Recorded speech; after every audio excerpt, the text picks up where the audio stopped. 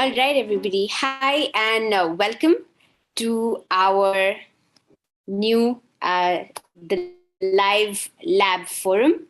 Welcome to the lab forum with Rajan and Kuldeep. Before we kind of move forward, I'm going to quickly introduce who we are, where we're at, and what we're doing. We are the Circle, an organization that aims to reinvent India school by school. We have several programs through which we want to make that happen. We are running an incubation program currently where we have entrepreneurs in residence who want to build their own schools and after school spaces with innovative learning in place. We are also running what we call the Circle Labs, which is what you're part of right now. No, you're not a lab rat, you're not an experiment. However, this all of this is an experiment. I am Arsha.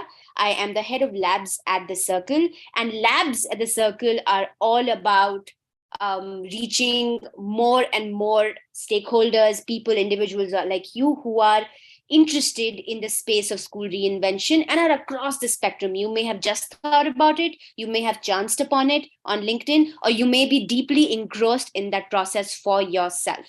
And so for us, the focus is on providing you with the right sparks or answering some of those questions, unlocking a particular mindset for you by bringing to you thought leaders from across the world who have been at it, have been working on those processes in different capacities. With that, let me bring to you Kuldeep Dantewaria and Rajan Patel. Welcome, both of you. A little introduction for the both of you. So Rajan here is the co-founder of Dent Education, which works with young people in Detroit across the spectrum of what they call making. So this can be anything from actually fabrication and making stuff in an engineering lab to entrepreneurship, to projects outside of and with the community, to design, to digital designing, and everything that comes in between. And to do that, basically bringing together youth across and helping do that and solve problems around them and around their community and around the world that they inhabit. So welcome, Rajan. Rajan is also okay, let me list it off. So Rajan is also an engineer from Stanford University, post which he actually invented a low-cost incubator for developing countries and called Embrace, which has sold thousands of units and saved multiple lives. He also post that went on to do a joint degree, an MBA from Stanford Graduate School of Business, as well as an MPP from Harvard Kennedy School. And post that decided to start off with Dent Education. So welcome, Rajan. I also want to welcome Kuldeep. Kuldeep is the co-founder of Reap Benefit. Reap Benefit is an organization, and now you will start seeing the palace, an organization that works with young people from across communities in India and has up until now impacted over 50,000 young people across the country. It helps them champion that this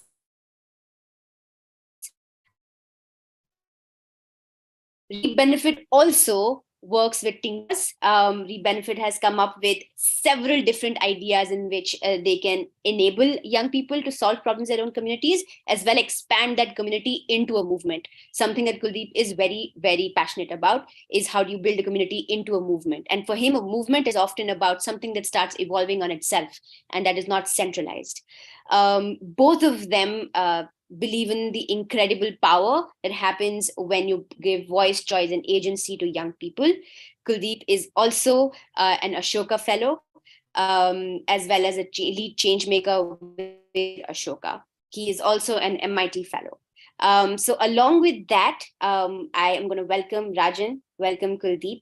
But the last thing that I actually want to do as we do that is this. You have been given a code. I'm going to give you the code again. If you can go to slido.com and ask these questions. Awesome. Yes. The code is 2715908. I'd like you to go to slido.com. And as and when any questions come up, just go through onto slido.com and put up those questions. And by the end of the session, we're going to be going through all of those questions as well. Yeah. So take this number again, 2715908 at slido.com for your questions. With that, welcoming Kuldeep, welcoming Rajan. Yeah, first, just a little bit about yourselves, and then, I can slide on with these questions and we can get going. All right. On to you guys. Love it. So I believe now Kuldeep and you and I are asking each other questions, which I'm looking forward to get to know each other a little bit better and share with the group. So I'll start off by asking the first question to you, which is, what are 3 adjectives you would use to describe yourself? Yeah, I think the first 2 adjectives are curious and persistent. But I think the third one is depends on how the other person's view me. Some people call it quirky and some people call it irritating. So I guess curious and persistent is something, yes, but then depending on who's on the receiving end of the qualities exhibited in real life, it's either quirky or irritating. So I would say these are the 3-4 adjectives which describe me. But Rajan, before I ask you what are the 3 adjectives which describe you, actually I just wanted to share this. When I started my journey, I had actually read about the Embrace incubator. We are based out of Bangalore itself. So the first impression I had about this at that point was, because it was a low cost incubator, was like, wow. So, and I mean it, I read this years back, and then I've met people from Embrace. So I just wanted to take this opportunity to, also just call that out, because that was the first low cost innovation in the social space I had seen, being based out of Bangalore. But yeah, back to you, Rajan. What are the 3 adjectives which describe you? Love it. I can see the nuance of that third adjective you described, and I appreciate the quirkiness and also what you shared. I'll also just pause a minute and say that I'm grateful, Kuldeep, to kind of be in this panel with you and learning more about the work you've done, and I'm extremely excited to hear, especially with young people, the work that you're doing across the country and how that's panned out. But also just to the folks at the Circle for giving us this opportunity, and all the folks here to show up. I'm sure many of you are coming from across the country, across different projects. I know everyone's busy, so appreciate your time to be here with us today. And I look forward to talking more about the journey with Embrace and that, because I think it's a benefit that we've gotten some publicity and press. One is just because of the nature of what we're doing, not because we were doing it better or necessarily deserve to be more highlighted. But with that, I feel like there's always so much more in the actual journey than what gets published or shared. So excited to weave some of that in as well. 3 actually to describe myself, I would say inquisitive, blessed, and growing. I think probably similar to you, that inquisitive is that curiosity, exploration. I feel extremely fortunate. At times, I really don't know if life is real or if this is all a simulation for me, because I feel like there's every day so many things that I'm extremely lucky, people to have in my life, and things that I've had that have put me in the position that I'm in, and growing, because I hope that whatever the first 2 adjectives are, the third one consistently remains throughout my life, as something that I'm evolving and changing, and not viewing myself as static. Great. That's great. Also, blessed was a very interesting one. So Rajan, before we get into making and the nuances of making and the constraints around that and things like that, how has the journey been? As in, did you really always wanted to do this, right? Yes, you're an engineer. So, to say on paper, there is this cultural pressure that you have to be a doer or a maker or things like that. But did you always wanted to make or do or be involved in some form of tinkering? How did this journey evolve? And you're right, somewhere you mentioned, right, like when we look back at the journey, sometimes we tend to uh, present the journey in a way that it looks a little unreal, right? It just seems like all the pieces were laid out and one had the vision and all the dots started connecting. But would just want to hear the raw version, what led to making, what led to dent education, and so on and so forth. Yeah, absolutely. Short answer is no, did not always want to do this, and quite the opposite. And I also don't know if that was an intentional reference to this idea of the dots connecting backwards.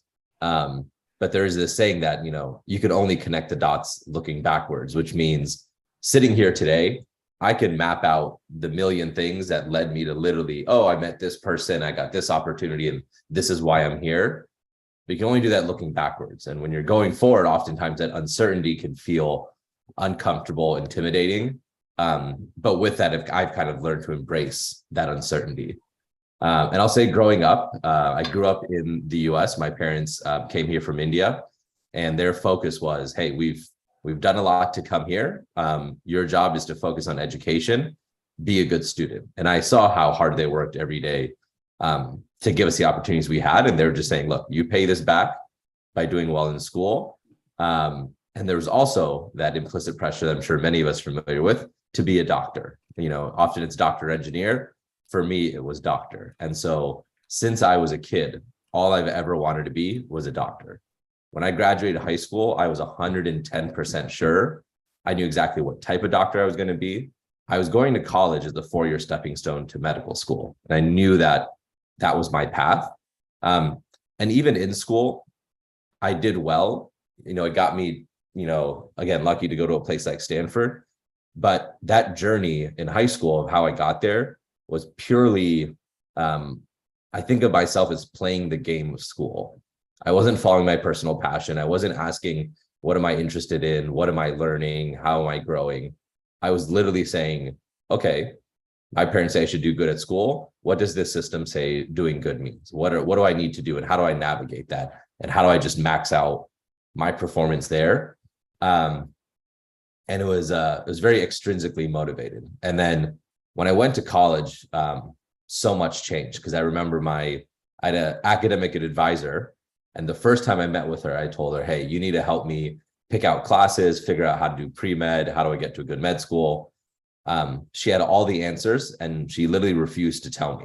She would not tell me what classes are the prerequisites. And I'm like, this is your job, right? You're my faculty advisor. And the reason she didn't is she took out a pen and paper. She gave me she said, I'm going to put a minute on the clock. And in this minute, what I want you to do is on this paper, I want you to write doctor at the top. That's what you want to be. Then imagine a world where you just can't be a doctor. What would be your next choice? And then your next one. And then you probably haven't thought through too many of these other options. Don't list what you want to be. Literally list any career or job that exists in the world. 1 minute, go. And in that minute, what I realized is after I put like a few things, I was trying very hard to fill this list up. I was like, okay, astronaut or garbage truck driver or actor. And like my pen was stopped for most of that minute. And at the end, it had like maybe 10 or 11 things. And she pointed out to me that, the world, and especially me being lucky to be at Stanford, is a place where there's millions of doors of opportunity. And what I'm doing as an 18-year-old is keeping my eyes on one door and saying, I'm going to walk through this door. When you do that, you become blind to everything to the left and right. And the irony is you don't even know what's behind that door. As an 18-year-old, you don't know what it means to be a doctor. You don't know what that emotional burden is. You don't know what kind of impact it's going to have on your family. You don't know what research in academia and the medical system is like, nothing. Yet you want to go, towards that. So instead, keep an open mind, experiment more, and try new things. And I took one course. I took it because a friend suggested it. I didn't even know it was an engineering course. And when I showed up, I followed the map and I get to this makerspace. And it was like filled with mills and lathes. I didn't know what those machines were, but it smelled like oil and grease. And everyone around me were these like Stanford engineers who've been building since they were kids. They were using words I'd never heard of.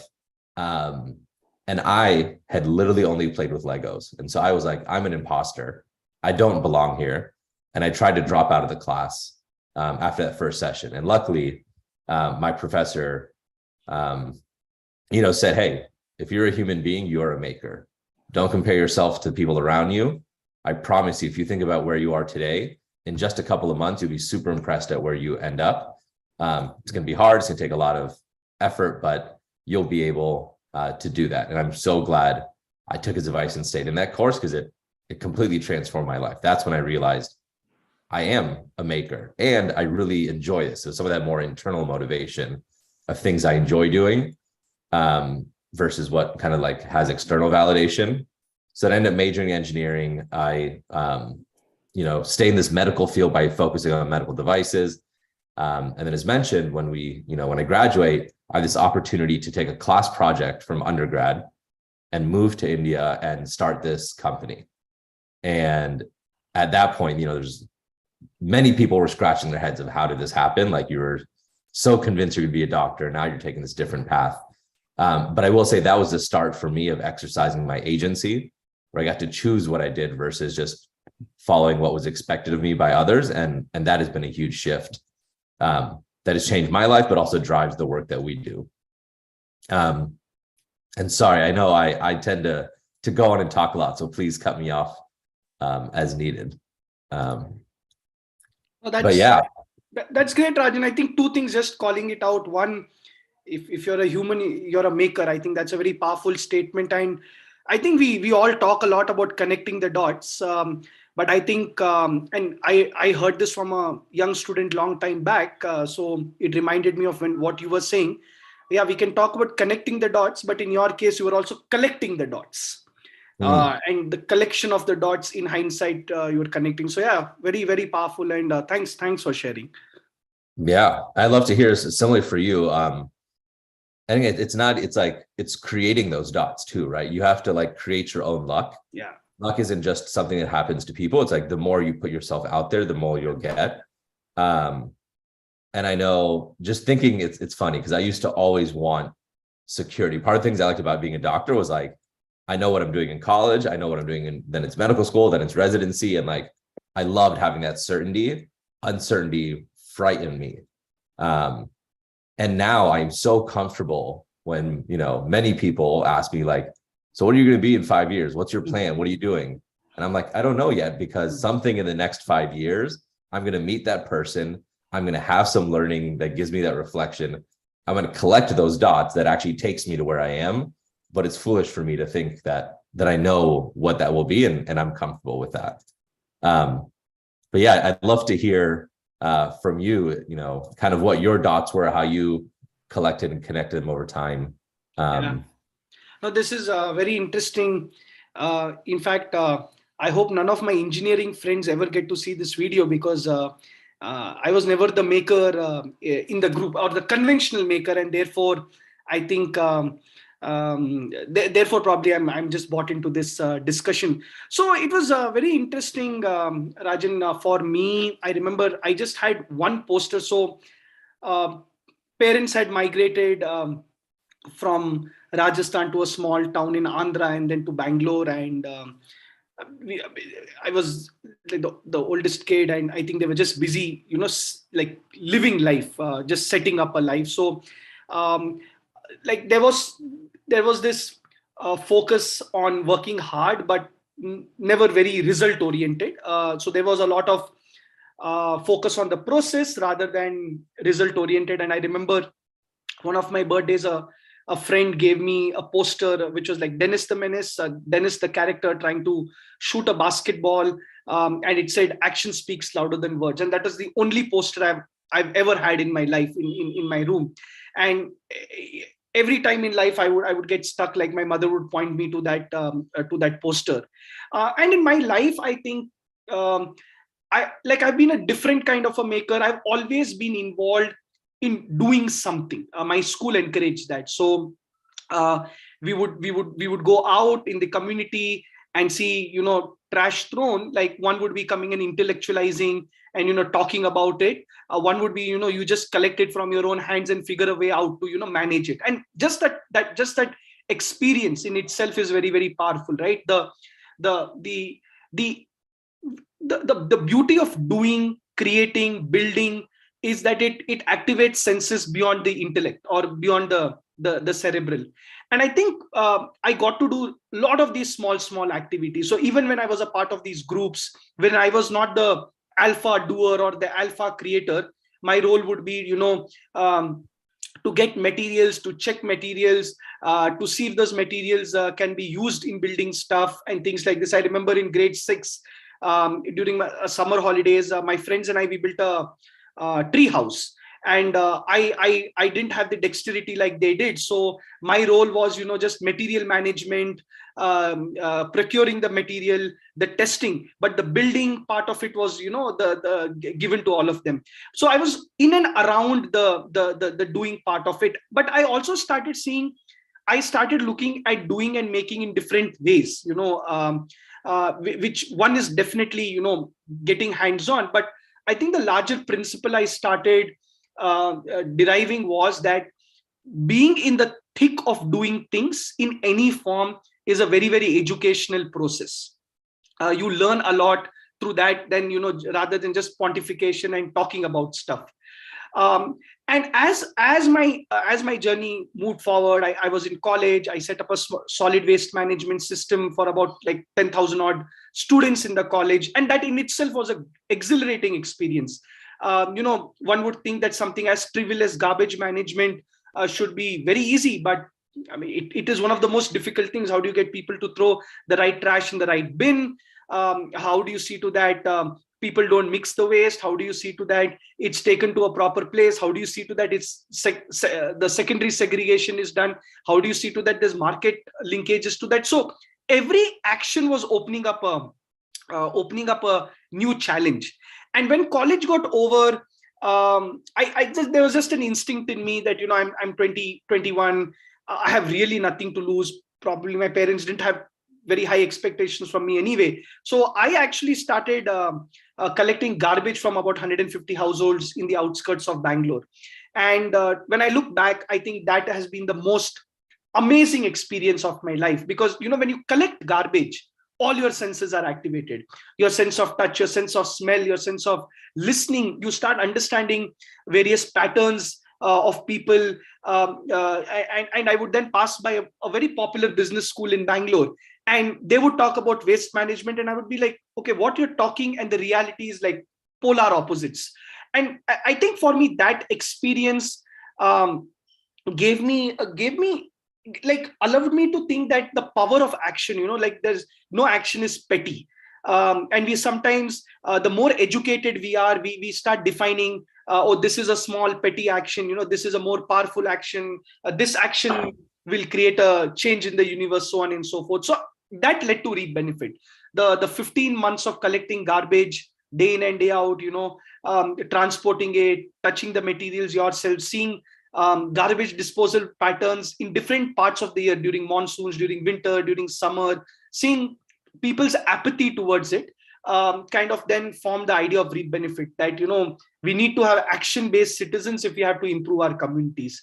So these are the dots: my school, the city, and this whole process of collecting garbage. So one of the things which probably you mentioned in your list of 15 things, or at least you mentioned here, being a garbage truck driver, I was probably closer to that, Rajan. So so I have a first-hand experience of that.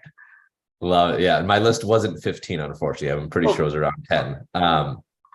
But I'm envisioning that Dennis the Menace poster, and I think powerfully illustrates what you've kind of experienced through your journey, as you shared, of that power of action over pontification.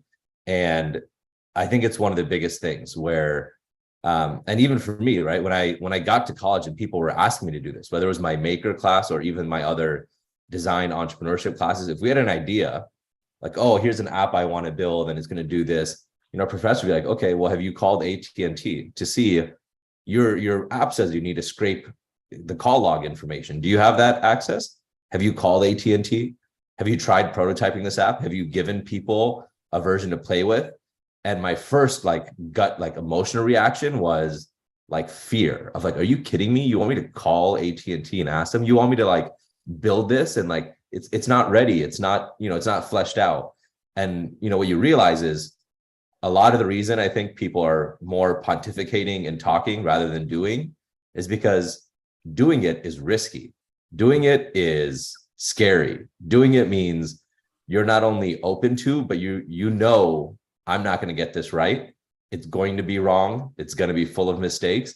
And I'm putting myself out there. Maybe some people are going to laugh at me. Maybe I'm going to look like a fool. Maybe, again, going back to your third adjective, like there's two ways that can be interpreted. And it's, that action is risky. And especially if you've grown up with, this expectation as I did of like getting everything right, getting the 100, being perfect, doing things quote unquote correctly. That's not your first attitude, is to go out and just try something and take action because you're like, it's not going to work. And so it's been a long process of unlearning for me. But again, with that risk in action, I think what you lend yourself to is failures and mistakes. Now, one could just reframe that as learning and be like, well, then I'm going to take as much action as possible, because it's not that I'm racking up failures or mistakes. It's that I'm racking up learning. I'm doing it better than the next person because of that. But I'd love to hear in that journey, like if you could tell us more about a story of failure, right? Not something small or a little mistake that you learned from, but what's like a real, like, oh, when someone hears it, like, damn, that's pretty bad. And kind of what you took from that, either in the short term or the long term. This is a very difficult question to answer, because what failure is, also the concept of failure also changes almost every year. If any normal school you go to in India, you're saying? Sorry? You're saying the definition of failure changes for you personally, or just like societally? No, personally. It's like as you grow, as you learn, right? Like you said, I remember long time back when I was in the US, someone making fun of Indian students. So somebody asked an Indian student, "What is the biggest failure of your life?" And this young boy said, "Sir, I only got 92 out of 100. I was expected to get 95 out of 100." No, that was failure back then, right? So, so when I started my journey, Rajan, failures were more the transactional stuff. You try to build something, it has failed. You try to work with someone, they are not interested.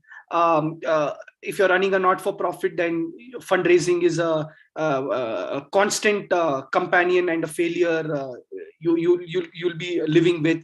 So back then, if you would have asked me, I would have said, we were unable to do this prototype, or we were unable to land this project, or we were not able to land this funder. And obviously, the younger you are, you take failure very personally, and that also is a function of ego, right? Like it comes from that space. But if I think deeper, my biggest failure has been in relationships with people I have worked with. If I look back, just wanting to, and probably this is just I don't want to make this sound very meta, but I think initially when I started working, in fact, the doer, the maker in ReBenefit is the co-founder of ReBenefit, Gautam. He's actually built a lot of solutions.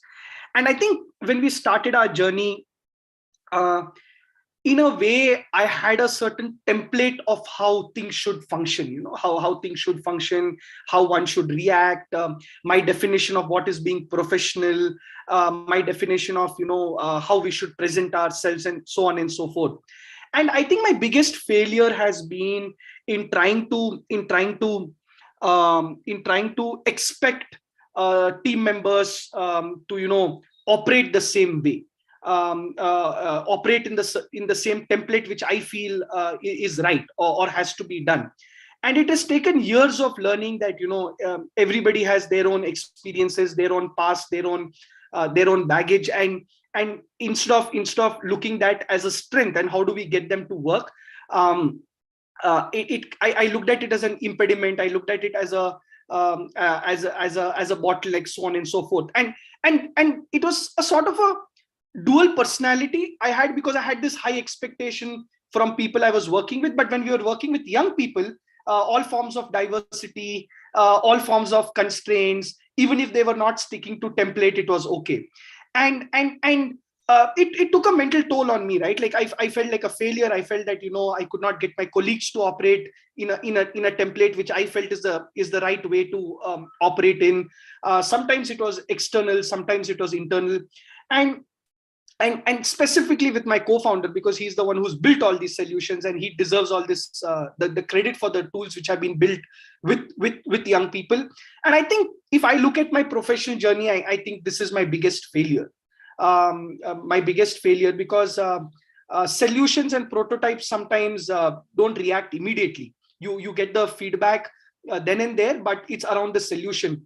But I think sometimes looking at people as prototypes, I don't think has been a good thing, and it sometimes haunts me. I wish I can go back in time and be wiser, but then again, I was 22, and I tell myself it's okay. And the other day I saw a show on Theranos, so I felt I was much better and not as toxic. So probably sometimes you compare and feel better, but I don't want this to be abstract. I think the need sometimes to control and have people operate in a certain template, especially the people who work very closely with you, I think has been my biggest failure. Of course, I've worked on it, and hopefully I've become better.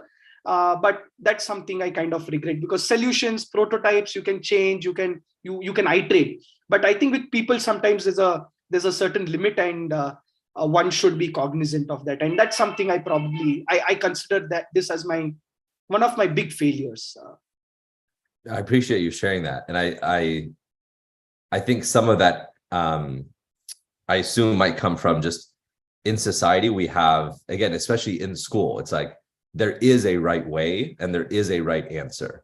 And so then when we are in positions of authority, we're like, okay, things need to be done a certain way. And there's also just a lot of times with hierarchy or pressure, it feels like I need to get something done. And one thing I noted in my mind as soon as we started, that first question, when you said, what are 3 adjectives? And you went off and said, I'm not going to use 3, I'm going to use 4.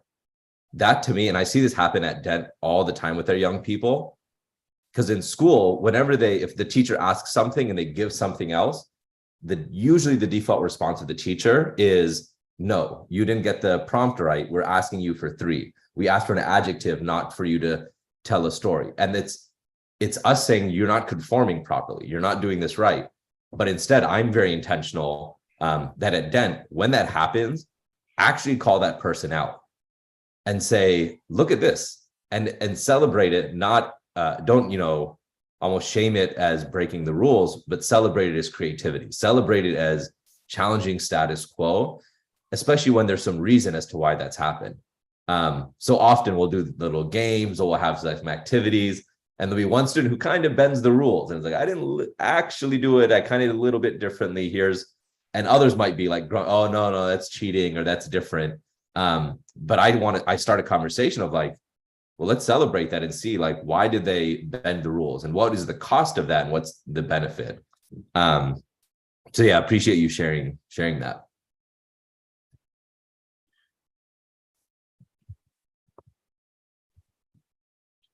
How about you, Rajan? Any like story of failure? I'm sure you'll have many, but one which you could. Yeah, I think just following your lead. Again, I think there's a whole bunch of like smaller tactical ones that I could point to. But I think the human ones are more interesting, and it goes back to this idea of risk, right? Like, we're putting ourselves out there. And I'd say, so Dent has been around now for 6 years. And when we started, I'll say the first 1 to 2 years was like amazing. And we were building community, we were getting momentum.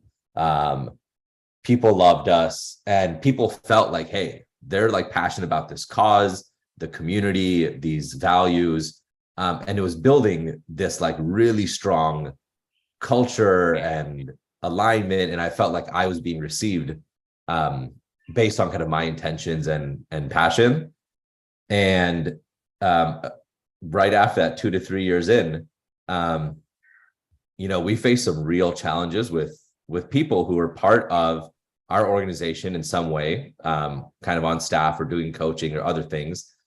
And they were not happy.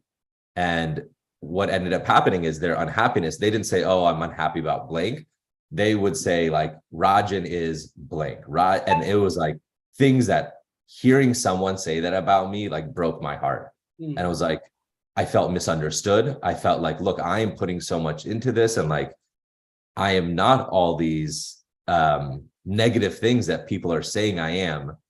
And I was down, man, like for weeks, months, probably. Like my closest friends and people in my life noticed it, people at work, it just really took a personal toll.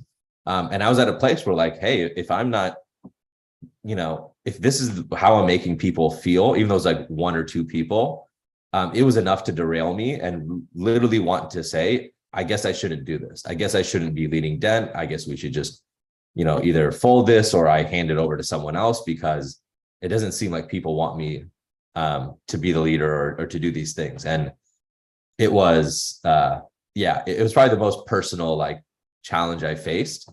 But I think what I took from it is a lot of perspective.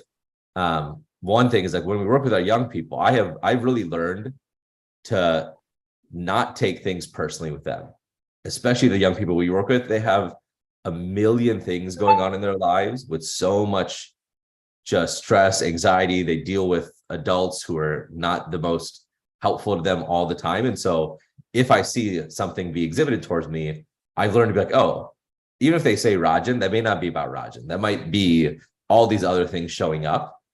In this situation where I was an adult and as a staff member, like it was harder for me to do that. But I think emerging from it, I'm still able to kind of see that clearly and realize, hey, you can't get so derailed and you can't take things fully personally. Like if someone says that about you, like there's a number of reasons why that's happening. You are probably part of that, and like dig and figure out what is your part and own that, right? Come forward and be able to say, here are the things that I can own, but also don't let it derail you. And especially it was such a small sample size relative to everything. And it literally led me to a point of like wanting to stop. And on the other side of that, now I'm like, man, that kind of approach is, you're not going to succeed if you want to take this, risky action and be a leader. And so I've learned to carry that perspective and not get as bogged down, but 2, to like, again, going back to that adjective of growing, there's a lot of things that I feel like I did wrong and could have done better. Now, one could argue, how would you have known? Like, I've never done the things I've done before. Like when I ran payroll, that was my first time running payroll. I've never done it before. And when you do it, you realize, oh, this is how it works. This is how it's going to impact other people. And so I have learned to not don't feel like, hey, I'm going to step out of the ring, continue to be in the ring, but again, acknowledge and own the parts that you can improve and focus on that, not getting so derailed. That wasn't very eloquent, but I hope it does share a little bit more about some of the challenges I've gone through. It's amazing. 2 makers and their biggest failures is around feelings, people, and that's such an important thing, right? When I started my journey, if somebody would have told me, Kuldeep, you have to manage people issues, I would have said no. If you have a good idea, good product, passion, and the whole Silicon Valley language, I would have thought, great. But here we are. I mean to say, the biggest failures are so internal, are so personal in nature. So I think that's a very, very interesting thing. So Rajan, just quickly moving, can anyone be a maker? I know your professor said that, but is that practical? Is that possible? And what is making, right? Like, where does it begin? Is there only one pathway? I should be in a tinkering lab or a maker space or a garage. So can anyone be a maker, and how does one start off? Yeah. I would not even say that everyone can be a maker. I would say that everyone is a maker by definition. And if you look at the human species and compare us to others, like this is part of who we are. We create things, we reimagine what exists, we build, we improve. If you look at babies and children, they are tinkerers, they are explorers, they take that action, that uncomfortable action, to learn and to see, and like that is part of who we are. I then think a lot of our built society, norms, culture, as we grow older, it's we start to strip away that identity. Just like me, when I was in college and I was in that class, I saw all those engineers, they've been building in garages, using words I don't know. I'd only played with Legos. And so I said, I'm not a maker. I don't belong here. But it's because of the definition of maker that I had and the associations with that. You made a reference earlier saying, oh yeah, my co-founder is more of the physical, fabrication. And when we hear maker, we think building a product. But you alluded to how you built in other ways. And that's why we're called Dent. We're called Dent because everyone has the capacity to shape the world around us. And this was the big revelation for me in college. Before college, what was success? Success was understanding what's the world, what's the system, what are the rules, where do accolades and money and all things come in? And then how do I navigate that? Let me learn the rules and let me play the rules and get ahead. But the truth is, life isn't about understanding the rules and playing it. That's not necessarily success. Once you realize all those rules that were made up, all these things around us were created just by other humans that are no smarter than you and I, and that we can actually create something new and change what exists to shape the world around us, to reimagine it. We have that power. That is this power of making a dent. And it's this realization that the world is malleable. The world is not a fixed system. Don't try and understand the system and just navigate and get ahead, which, by the way, is it's not only what system and culture allows, but I think there's a part of comfort in that, right? When I was young and I'm like, all right, cool. I'm in high school, I'm gonna go to college, I'm gonna go to med school. And there's comfort in that of just knowing here's how I gotta go. But it doesn't ask me like, what do you want to do? And what do you want to change? So I do believe everyone is a maker. You might make physical products, you might make music, you might build community. But we have this capacity to like imagine things, to reimagine things, and to bring it to life. And ultimately, the purpose, at Dent, we talk a lot about purposeful making. And we put purposeful there because, number one, making can be transformative for anyone, right? You build something for the first time, whether it's physical or you make a song on a computer, you put beats together. And when you produce something and you can kind of see that artifact at the end, there is a change that happens internally. You start to realize the world is malleable. I can make a dent. I can bring my ideas to the world. That change happens. But it is a whole other level when it's not like, hey, you can make things, but let's productively make, which means make something that impacts someone else, that your creation has an emotional response by someone.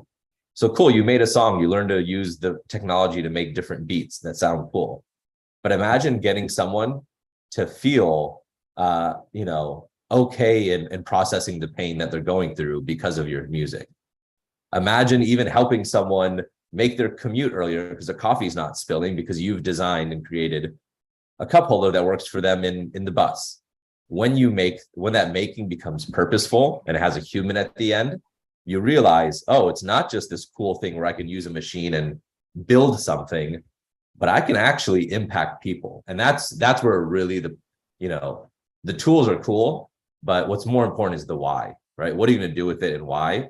And that's where, again, as you noted earlier, it comes back to people, not the technical things, even though as engineers, we often kind of think of that. So absolutely believe that everyone is a maker, and it's about broadening that definition of what a maker is. But I'm curious to hear how you would self-identify as a maker, or similarly, if you have a different approach to this idea of everyone either is a maker or can be a maker. I agree with you. In like it's like in a ecosystem of a forest, right? everyone is making and creating something, some visible, some invisible. But I'd probably be repeating some of the points you're saying. So I'll just go one step forward. Like if anybody in this group wants to start making and making in any form, I would just say, start doing one thing you're not comfortable with every day, and you naturally become a maker. And that could be something hands-on, that could be just going and talking to someone. But what I've seen about very good makers I have worked with, and they could be entrepreneurs, policy makers, so on and so forth, is like three things. And we use these principles even while we're building and prototyping. Is one is, don't assume. Whatever you're doing, don't assume on behalf of the stakeholder, on behalf of the person you're serving. And I think that's an arrogance a lot of non-makers carry, and they assume on behalf of the stakeholders. Like simple, like when we talk about education, everybody assumes what a child wants. Very rarely the child is at the center of what is happening. So one is, I've seen like great makers or doers not assuming.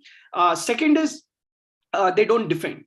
Whenever you're getting any form of input, you just listen, and then you kind of use your own intelligence sometimes to understand where this input is coming from. Sometimes the input is just to derail you, sometimes the input is just lack of context. But again, I think non-doers or non-makers are very quick to defend, very quick to justify what they're doing, which I think leads to the third part, which is attachment. I've seen very good makers not necessarily attached to what they're doing. And something to what you said at the start, Rajan, like we sometimes we think that what we are making is us, and then we don't know how to divorce or decouple what we are doing. But if I think anybody who does these three things, or this is at least a certain framework I have built in my mind, if you're not assuming, if you're not defending, and if you're not too attached, and if you've had a body of work of just being in uncomfortable situations, you naturally become a maker. Because like you said at the start, a maker gets instant feedback. The failure rate is high, the failure is public most of the times.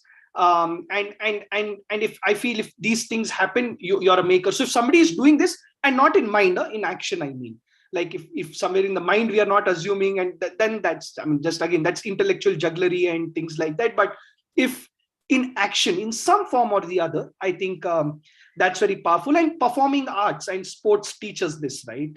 And therefore probably they're the most democratic endeavors of most other things in life compared to, say, politics or business, is that the action is at the center, and you go through series of actions which are uncomfortable, and after a point, that discomfort is what you're comfortable in. You know how to be with that discomfort. So yes, everyone can be a maker. In my worldview, if they're working in this framework, I think you're more of a genuine maker or a doer, at least that's what I have seen. Yeah. And I think, a lot of today's context is around constraints.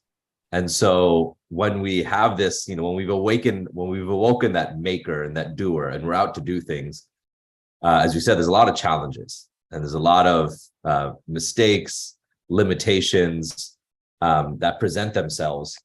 But there's this idea of abundance. And so I'm curious to hear from you, how do you think it's possible to cultivate a sense of abundance, and how, especially in the face of, oh yeah, we can obviously approach in that, but what about the real constraints, right? Because sometimes you don't have the things that you may need, and others may be in a much better position.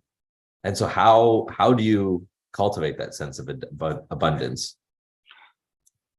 I don't know, Rajan. I just think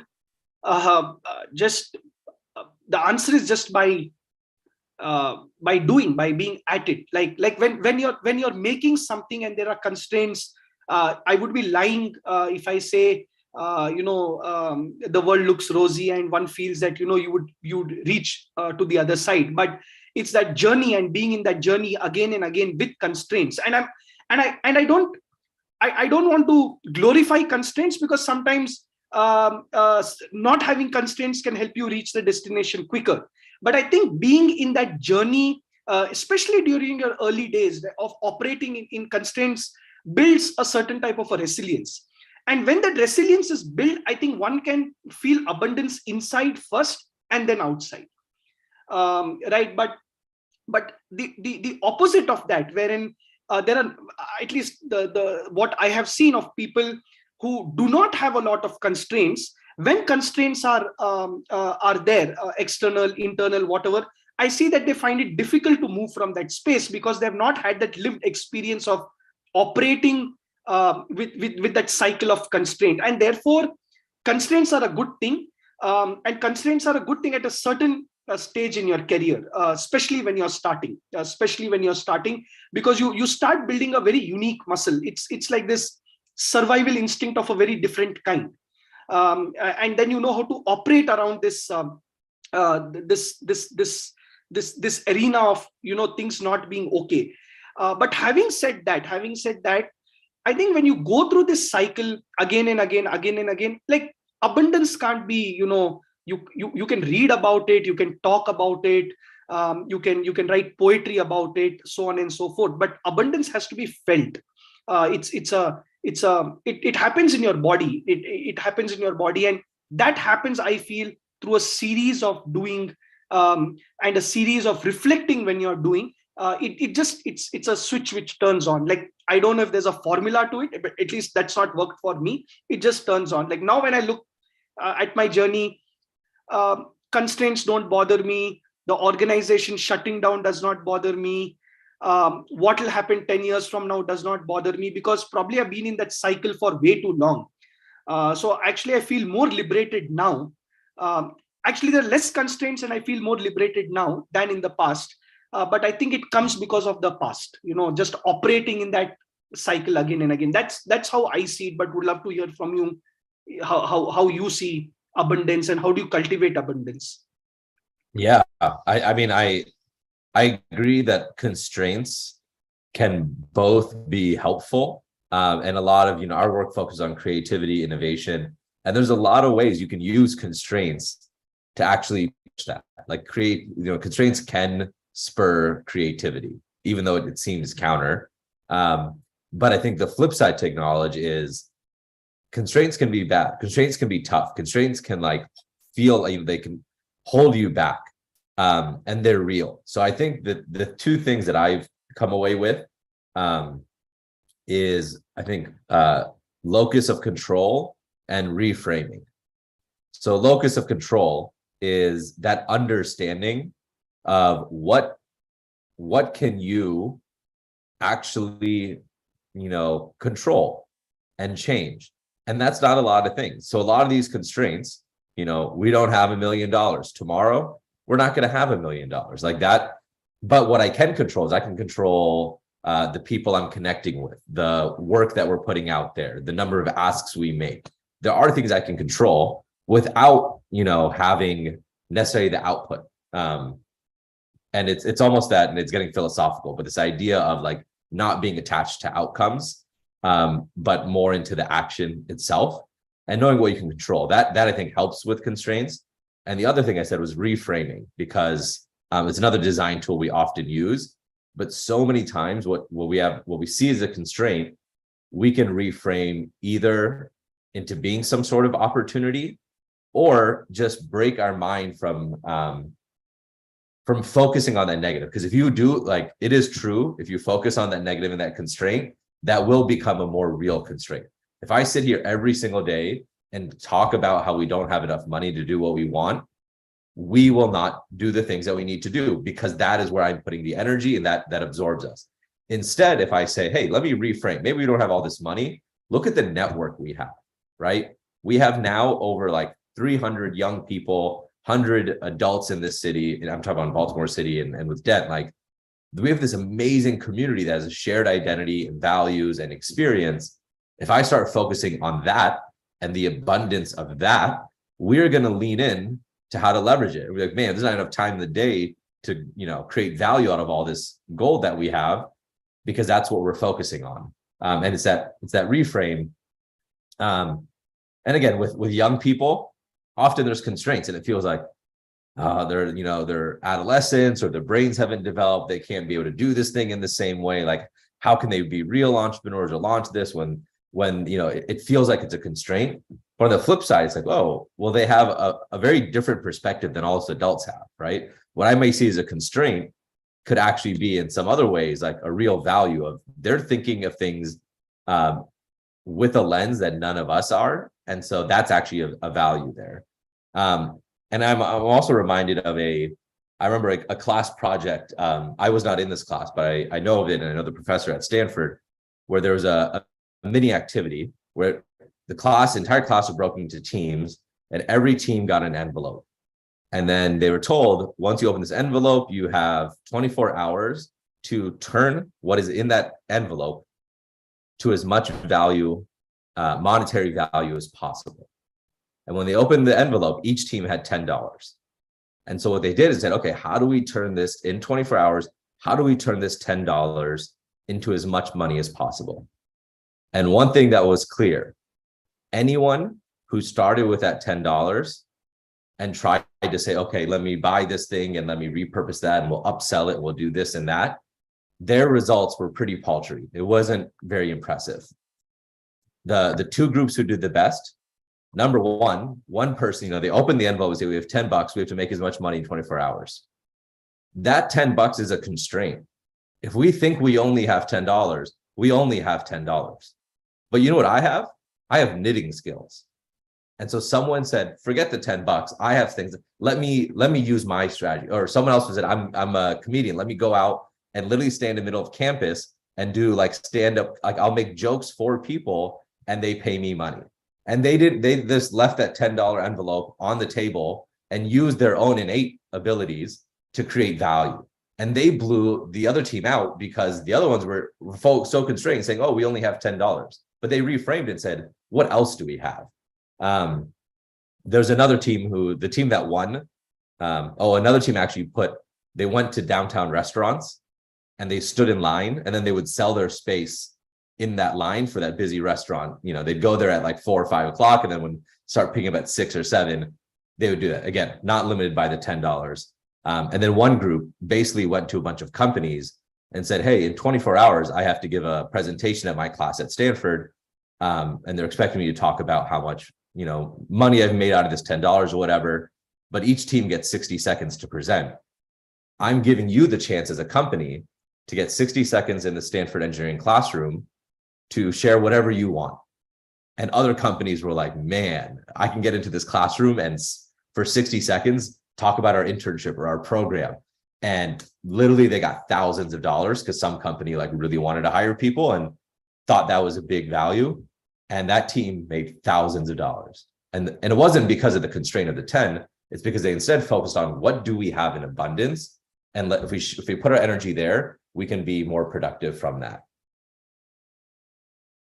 This is amazing. And just to build on this, it just reminded me of a very similar story. We were working on the field, and so there was this low income school, and the boys did not have a urinal in their toilets. And so the school has tried to get urinals a couple of times, and they get damaged and vandalized in the night, because as we know that these schools in the night, people just trespass and damage these schools. And this was years back, 2013, and now there are various versions of this. They took a 20-liter water can and cut that in the shape of a urinal and placed it in that school. And this model is quite popular now. And we come to the school next day and we find a very unique constraint that the boys who are in the senior grade are not allowing the juniors to use the urinal because it's a novelty in the school now and it's not been damaged. And so some of us, we get into brainstorming mode, and we are like, we'll have a leader, and the leader is going to see how others are using the urinal, and or we'll tell the teachers, and we'll have a carrot and stick methodology, and or we'll have punishments and things like this. And I remember one kid just walked up to Gautam and said, why don't you just place this in in descending height order, right? So the boys who are in a senior grade, the urinal is at about like 4 feet, who are at like 7th grade are at 3 feet, and like lower grade. And then we asked him why, like what's the logic. He said, once it's in a descending height order, the seniors would not want to use the urinal which is for the junior grades, like it's against their social standing. And just by a simple intervention like that, we were able to get 100% usage of the urinals without any gang war of sorts in the school. So like you said, right, like we were just fixated on solving the problem and seeing the constraint as a social problem, but this boy saw it as a design problem, but understood the behavior of the stakeholder. And I think when you just told me, it took me back to this incident years back, on how somebody looked at the constraint in this school. So yeah, thanks a lot for that.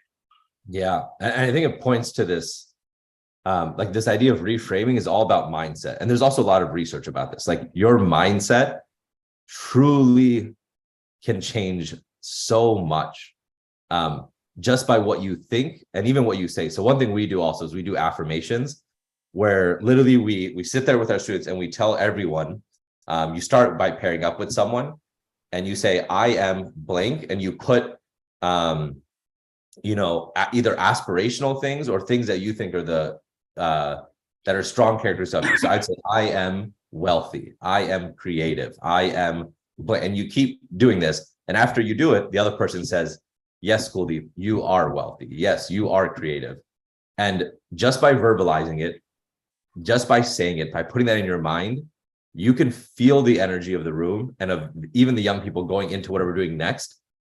It changes, right? And this abundance mindset, what we focus on will, it becomes reality, right? And even this idea of fixed mindset versus growth mindset, it's very similar. Like just saying, oh, I'm not a maker, or I remember talking to students like, I have bad handwriting, and he had this mindset of it's something in his family. Everyone in his family has bad handwriting, but and it seems silly because it's like, who cares about the kid's handwriting?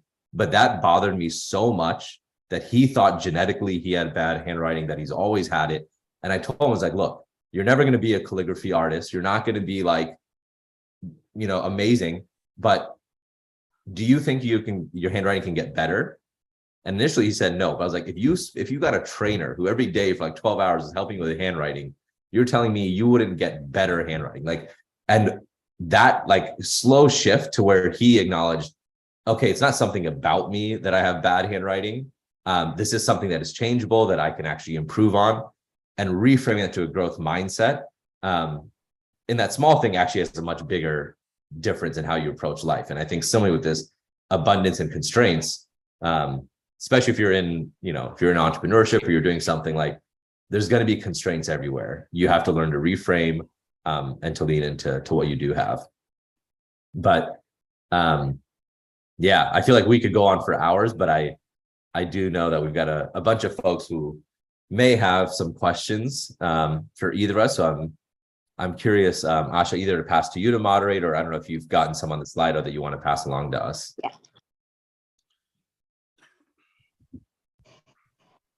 Yes. So I'm going to open it up to the chat room as well. Guys, people on the chat group, please share your questions here, or feel free to unmute yourself and ask your questions. Till then, I'm going to ask a few questions that have come up on the Slido as well. One theme that came up was actually y'all already started sharing stories about the young people that you work with, but maybe a story about specifically one young person that you worked with that kind of highlights this topic as well, about creating with constraints. And that can also share a little bit about, what you do at Rebenefit and what you do at Dent Education. Right? So any one story about one young person who really encapsulates that. Yes. I've got a lot, but I can start with a quick one. It's one of our students, Liz, who she grew up and she is honestly one of the most creative, brilliant people I've just like ever met. Um, her family immigrated to the US from Dominican Republic.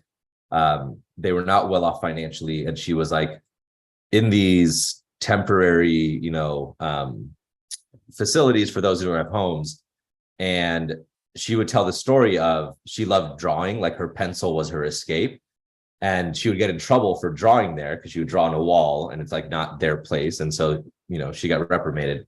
So she literally used to, underneath the bed on the bottom of the board, it was wood and it was a big flat surface. She would draw there and then she could hide it because it would go down and no one would see it.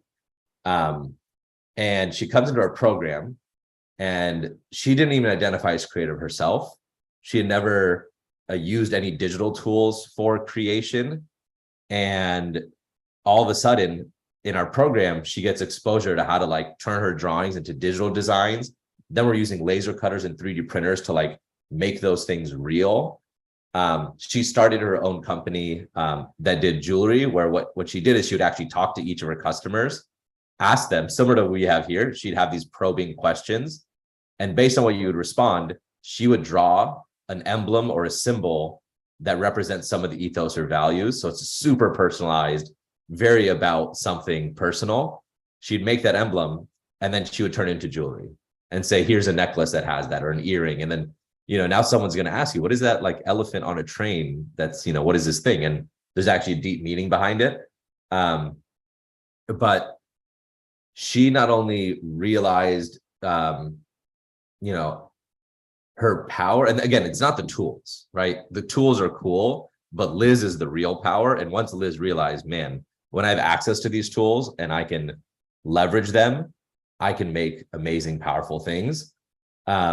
It transformed her. And she always talked, she actually wrote this post about the word yet.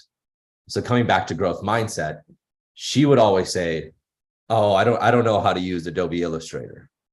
And we would always just say, yet. At the end, we would just say, yeah.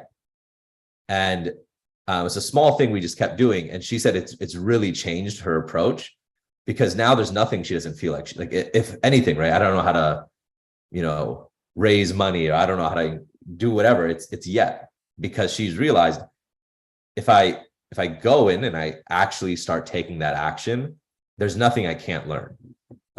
So I think it nods to that growth mindset. And one of the things is, she didn't know anything about art schools. She didn't have a portfolio. She had no support at her school for any art classes or any of that. And she was like, I can't apply to art school because I don't have a portfolio. She ended up saying, hey, yet, Googled, got support. We connected her to folks in the community. She made a portfolio, and she was admitted to Maryland's most prestigious design school. She's the first person from her high school's history to be admitted, and she got a full scholarship, and she's there now. As a junior, she's also continuing her company, and she's been on staff at Dent, helping like the next generation of people younger than her kind of have that growth. And I could talk for hours about her and many other students, but I think just a powerful example of what those small mindset shifts, how they can really transform. And again, she's definitely faced constraints I can't even imagine. But when you look at her path, it's like she's leaning into her abundance. She's like looking at what she has and fully leaning into that. So that's one anecdote I'd share. Yeah, I like Rajan, there are so many stories, but it took me back in time. So 2013, we have gone to a low income school for the first time, and the principal gives us an opportunity, and we are with these 5 kids and these 5 boys 5 girls from grade 9. And the principal says, we can't work with them. They're just very difficult to manage. So there's a problem we are facing in the school. Just work with them and just show that, these girls are capable of something, or else, we're going to ask them to stop coming to school. And it was a very real and an interesting problem. So the problem was very real. The problem was that the girls' toilet in that school, the school had a tank of about 500 liters.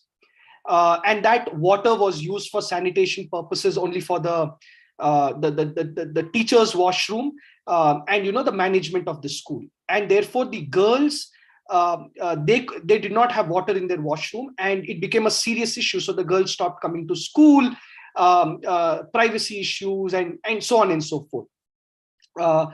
And now we're sitting with these girls, and we are two young boys, and there is discomfort. We're talking about sanitation, which is very, very personal.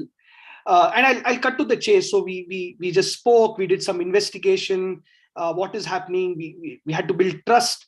And then what these girls came up with, like, it's one of the most amazing things. So in the school, they had a midday meal scheme. So when everyone would wash the plates, the water which was being washed from the plates was collected through a pipe. The girls put a mesh, so it would take the solid particles would land on the mesh. The water would then go into a drum. Then the drum had another mesh, and then it had a pipe which connected inside the girls' toilet. And then the pipe had holes in them. And what the girls said was that the usage of the washroom is at the highest during the lunchtime, right?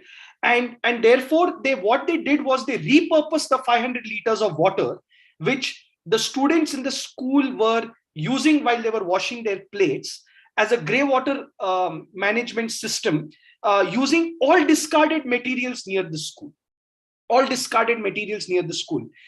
And while we were working with them, and honestly speaking, we didn't do anything. We just got them the pipes, and we drilled some holes in those pipes and things like that. But then we learned very, very, they educated us on a few nuances when it came to sanitation in our country. The first thing was that the girls' toilets didn't have hooks, and therefore when the girls would squat, the dupattas would touch the ground, right? So then the girls came up with low-cost hooks. The second was smell. The girl said that, while the water is great, smell. And so then somebody had learned from her grandmother that if you place a certain type of cacti in the girls' washroom, then it absorbs a foul odor from the toilet. Now, I don't know how true this is, but what I'm trying to say is that these 5 girls have been in the school for so long. They've been facing this issue. They just did not have a platform to build on this. And today, you can call this repurposing of water, better sanitation, hygiene systems, grey water filtration systems. I can give like fancy terms to this, but to me, like, this was my first aha moment in making, because I just started my journey then. And to see the stakeholder, to see these 5 girls build it along was just a phenomenal experience.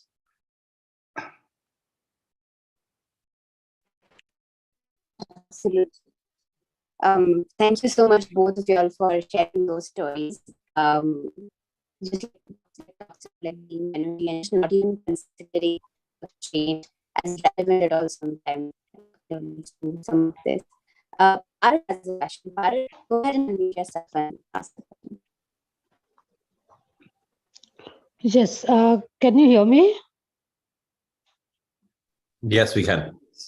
Okay. Yeah, so it was really very nice hearing all of you, and it was getting very new ideas.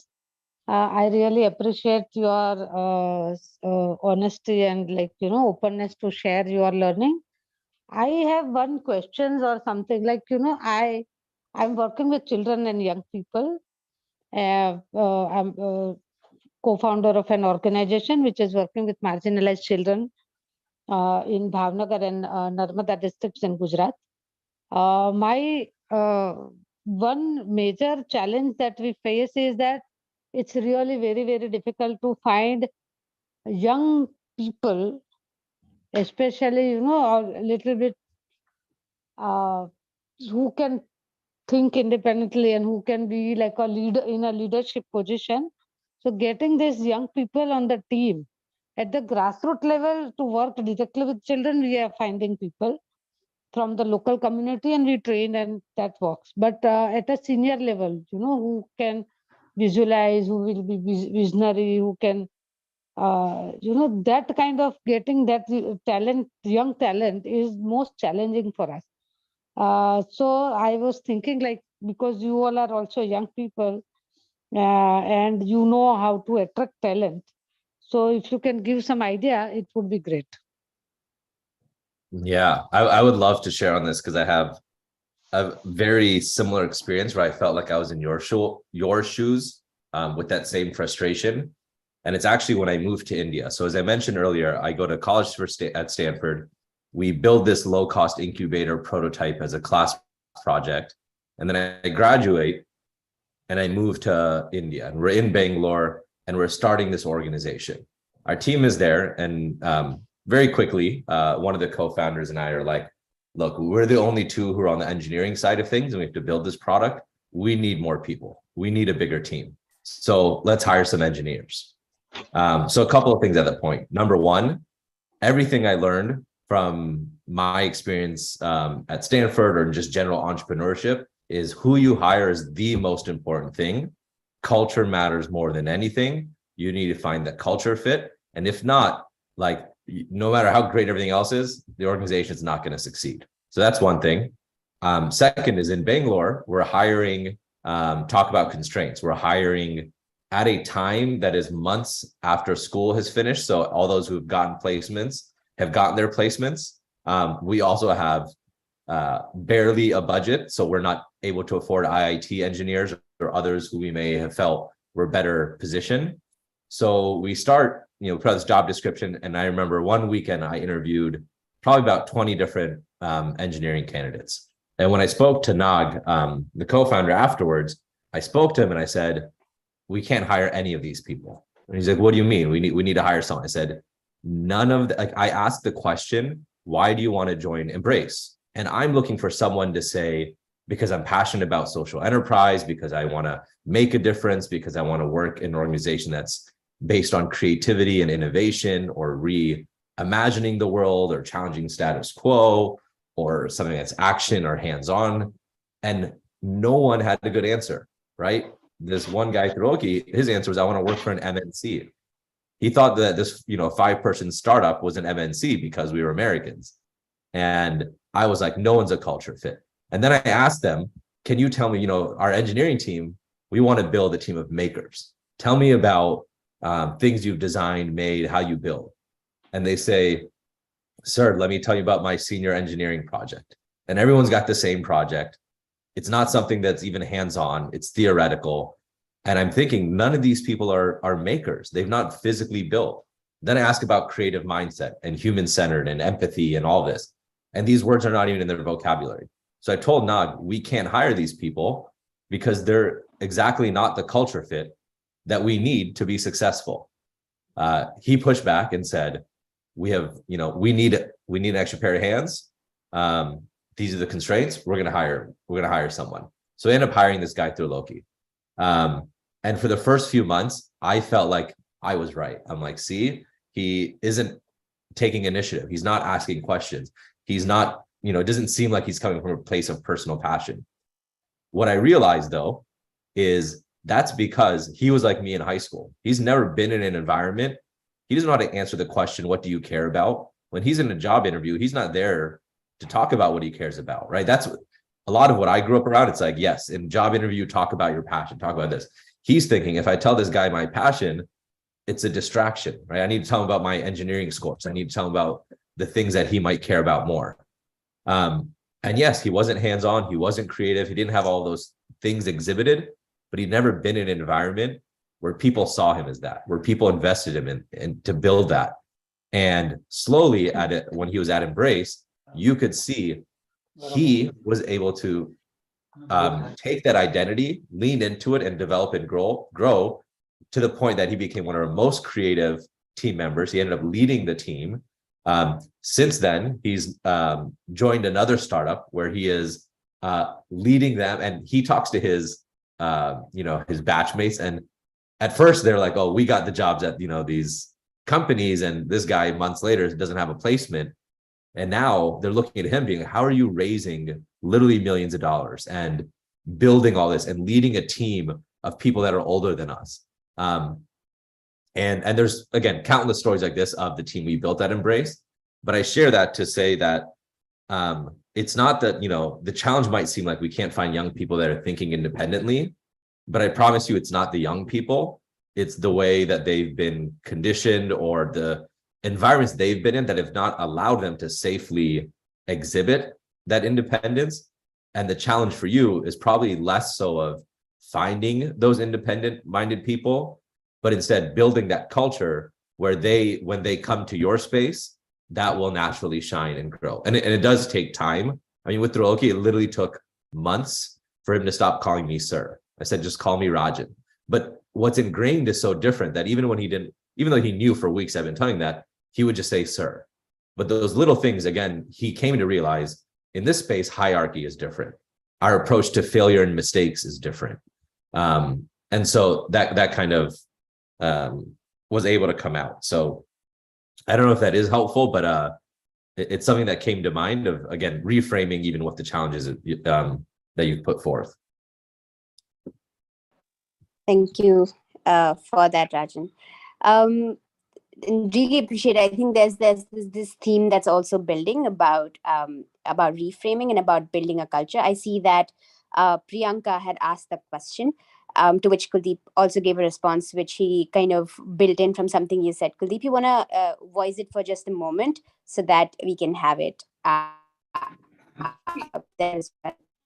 Yeah, sure. So Priyanka, I think at least from my experience is that when we talk about making, when we talk about operating with constraints, when we started our journey, I remember a lot of educationists from schools would come in, like we would go and ask them, like, what's working? Like we are not. I was not a TFI fellow. I had not studied education or anything, right? And one of the things what I learned very early on as an educator was that young people are always observing and they're mirroring what they are seeing. In a setup like India, the cultural setup like India, power hierarchies felt very, very immediately, right? At a young age, you cannot question your teachers. Your teachers will say something and do something else. You cannot go and talk to your principal. Then you can't go and talk to your manager at office. And then you will never question even an elected representative. So this is a vicious cycle we are a part of. So what worked for us was that we were involved in action taking along with young people. We were not going and giving fundas about design thinking, or we were not giving fundas about what is prototyping. We went at the center of it like a sport, right? Like the best way is to play the sport with the stakeholder.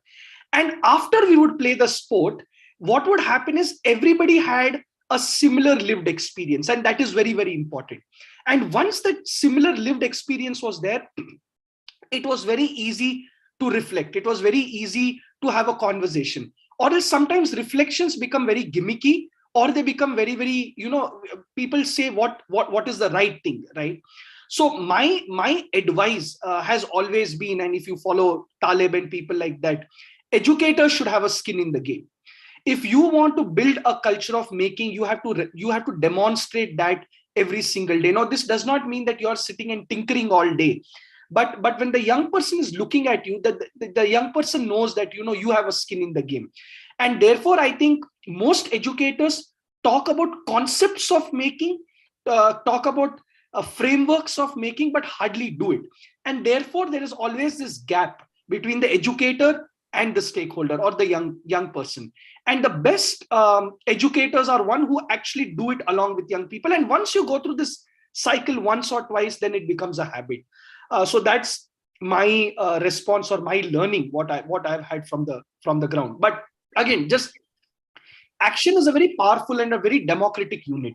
And that's important. So if you go into a class and talk to them about teamwork, it's knowledge. If you actually play a sport and then experience teamwork, that is for life. And I think that's very, very important.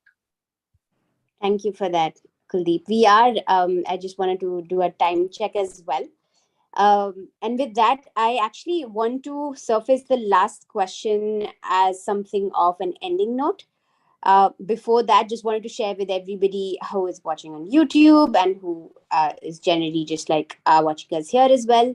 that we will keep coming up with what to do next at the labs. And soon we're going to be asking you as well about what you want to for us to bring to you next.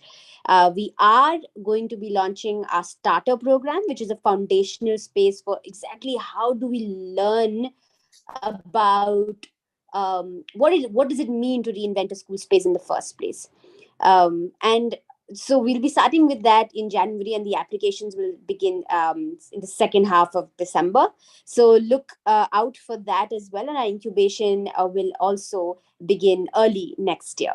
With that, I want to surface the last question and give you both the last word on this one question that Shekhar had, that Rajan has also given already a response to, which is that while working with multiple constraints, how do you prioritize?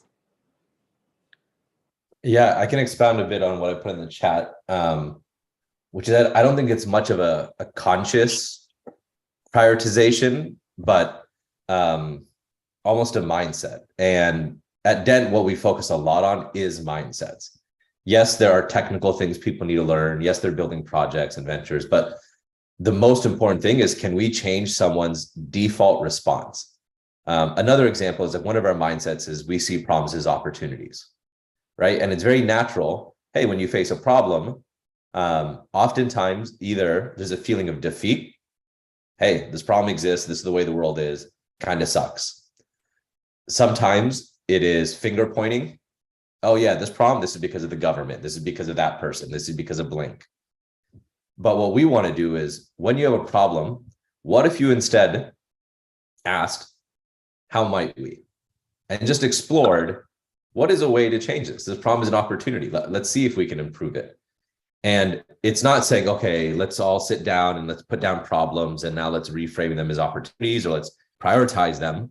But if you do it enough, and as Kuldeep was sharing, like if you're building that culture, that environment, and people are coming in and they have that, it will become part of people's default leaning or mindset.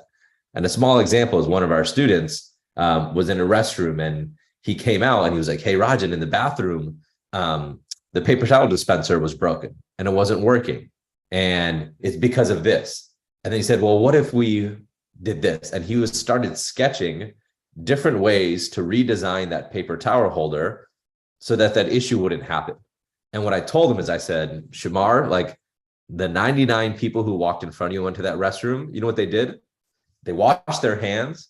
And then when they noticed the paper towel dispenser was broken, they probably got frustrated. They maybe cursed, and then they just wiped their hands like this, and they walked out and they went on with their day. But what you did is you exhibited that when you face a problem, your natural reaction is, hey, this is an opportunity. How might we actually solve this? What could we do to make it better? And that to me was one of the biggest indicators of success. And so again, I think less so than a strict prioritization, but leading into that, hey, when there is a constraint, let's actually think about what is in our control. How do we reframe and how do we lean into our assets? And when you do that naturally, just like that paper towel dispenser, when a constraint comes up, it's going to be your or someone else's natural response, not saying, hey, we need to sit down and do an activity to prioritize or to reframe. And that's also, again, more than just constraints. I think when we talk about education or learning in general, I believe mindsets are like the most important, because if you change that, then it applies and trickles down in every other facet of life. And so really that is what we should be focusing on. Yeah, I'll just make this very quick. Shekhar, I kind of agree with Rajan. Like there is no formula to prioritization, especially when it comes to making, and also when it comes to like making in dynamic situations, like more reactive situations. But like what Rajan is saying is the mindset, right? Like how are you able to see this situation and operate with series of prototypes to reach there? You'll automatically build a muscle of identifying what has to be prioritized and what not. Like there isn't, it's like asking a teacher, what is the best way, what is your formula to keep the class quiet, right? Like everybody has a certain way of operating, but it is just that series of experiences and prototypes which create that intuition is very, very important. And that series of prototypes build that mindset. That's one way of looking at it. It's just like building a muscle, going to the gym again and again, and the muscle gets built. So I don't think there is a formula as such, but when in doubt, I would say just talk to the person you are serving. You'll automatically start getting the priority. I think most of the times the priority is messed up because we give our thinking way more importance than what is the problem whom we are solving it for. So that could be just a thumb rule to operate from. Thank you, Kuldeep and Rajan. Thank you so much.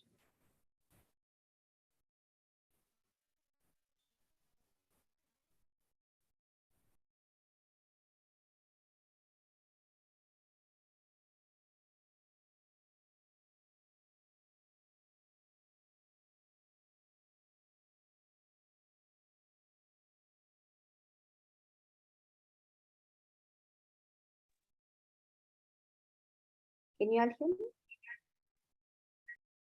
Yep. All right. Sorry. Thank you so much. Thanks, Shekhar. Really appreciate that, Rajan, Kuldeep, for coming on board, for sharing your journeys, and for sharing your specific mindsets towards creating with constraints. This wasn't just a random topic that we came up with. We came up with this topic because educators consistently asked us this question over and over again in every forum that we created. And we thought we're going to have a conversation about it with two people who've consistently shown that constraints are at the beginning and what really can be done with a maker mindset. So with that, I really, really appreciate you coming on and really respect what you both are doing at Fleep and at Dent, and look forward to seeing amazing stuff continue to happen there as well. Thank you for coming on this morning and this evening, Rajan and Kuldeep. Thank you. Yeah, thank you. Thank you for organizing. And I'm excited to follow the circle and all of you all as entrepreneurs and educators, because this is the group that is taking the action, is not just pontificating. So shout out to you all as well. Absolutely. Thank you guys. Thank you. See you. Yeah, bye. Bye.